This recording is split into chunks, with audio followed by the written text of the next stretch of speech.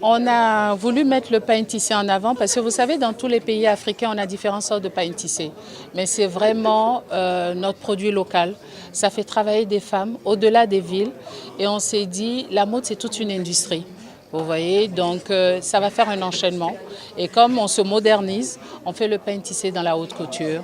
Vous avez vu ce qu'ils ont fait, c'est absolument magnifique. Et chaque créateur qui défile vendredi, il a prévu une tenue ou une touche de pain tissé. Vous voyez, ça permet de faire cette promotion-là. Aujourd'hui, j'ai dit aux jeunes, nous on s'est battus. Ça nous a pris beaucoup de temps pour se faire connaître. Mais eux, on aimerait leur faire prendre des raccourcis. Donc aujourd'hui, vous avez vu, Emma Style Show cette année, c'est pas pour moi, c'est pour eux. Et je leur ai dit que ce qui ferait de bien, c'est de faire le show, un défilé désincubé du Emma Style Show 2019, pour qu'il y ait un suivi. On a un forum WhatsApp, je reste dedans.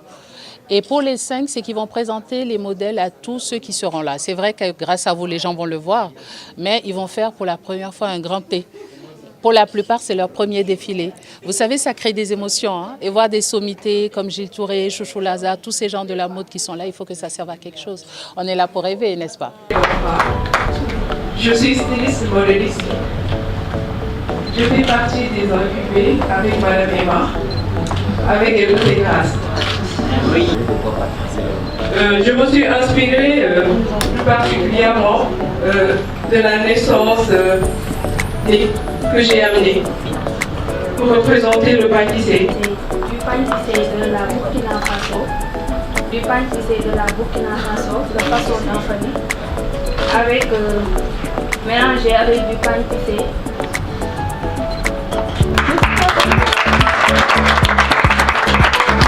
À la suite, à la rencontre de l'événement, mesdames et messieurs les membres du jury, bonjour chers invités. Nous l'accompagnons, je l'ai dit tantôt dans mon speech, pour dire que c'est certes une vocation, la vocation du ministère de la Culture d'accompagner de telles initiatives. Et ce qu'elle fait structure donc le tissu industriel créatif. Donc c'est important que le ministère de la Culture donc, colle son image à des initiatives pareilles. Mais pour elle particulièrement, nous avons remarqué donc, une certaine opiniâtreté, un professionnalisme qui rassure. Et voilà, nous avons décidé d'être à côté d'elle pour la présenter comme un modèle devant de jeunes créateurs qui sont là, qui en veulent, qui veulent se professionnaliser. Et je le disais tantôt aussi, le plus difficile pour nous dans ce secteur, c'est d'implanter l'esprit entrepreneurial. Il faudrait que dans ce secteur, que l'on entreprenne.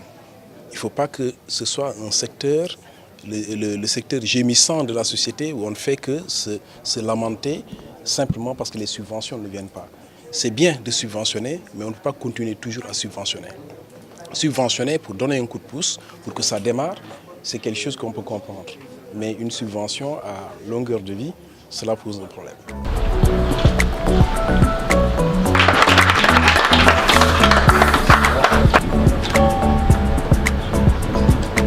N'hésitez pas à applaudir si l'envie de parler.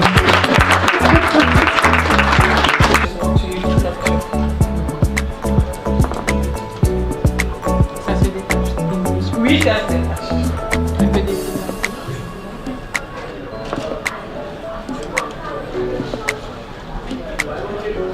L'innovation pour cette année, je vais dire qu'il y a beaucoup d'innovations, beaucoup de surprises, mais il y a les mannequins internationaux. Parce que la mode, ce n'est pas que les créateurs. Les mannequins aussi participent énormément. Et chaque année, nous avons été sollicités. Alors, ce qui se pose comme problème, c'est que nous n'avons pas les moyens financiers pour faire cette promotion-là. C'est pour ça que quand le ministère de la Culture l'année passée a décidé de nous soutenir en prenant en partie les hébergements, parce que vous savez, c'est une grosse logistique et les créateurs qu'on invite, c'est des chefs d'entreprise, c'est des gens qui travaillent. Mais pour laisser leur boulot, pour venir faire la promotion culturelle dans un autre pays, il faut les mettre dans de bonnes conditions.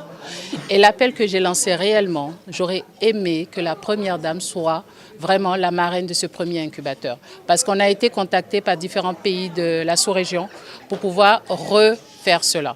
Et on s'est dit, à tout seigneur, tout honneur. Ça fait 22 ans que je suis au Sénégal. Aujourd'hui, je suis naturalisée sénégalaise. Je me suis mariée au Sénégal. J'ai le passeport et je commence d'abord par faire la promotion du Sénégal.